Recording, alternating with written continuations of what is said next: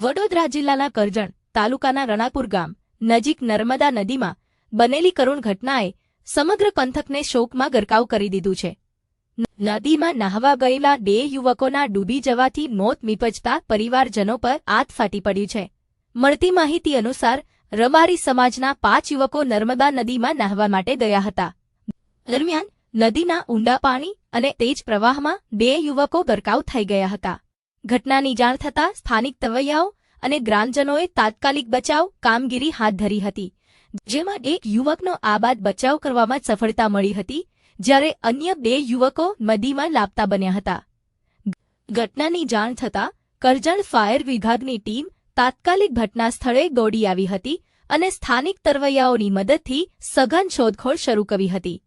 કલાકોની જહેમત બાદ બંને યુવકોના મૃતદેહ નદીમાંથી બહાર કાઢવામાં આવ્યા હતા.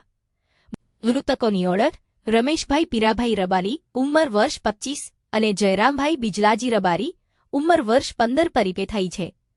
બંને યુવકોના અકાળે અવસાનથી પરિવારજનોમાં આક્રંદ છવાઈ ગયો છે, જ્યારે સમગ્ર રબારી સમાજ અને વિસ્તારભરમાં શોકની લાગણી વ્યાપી ગઈ છે.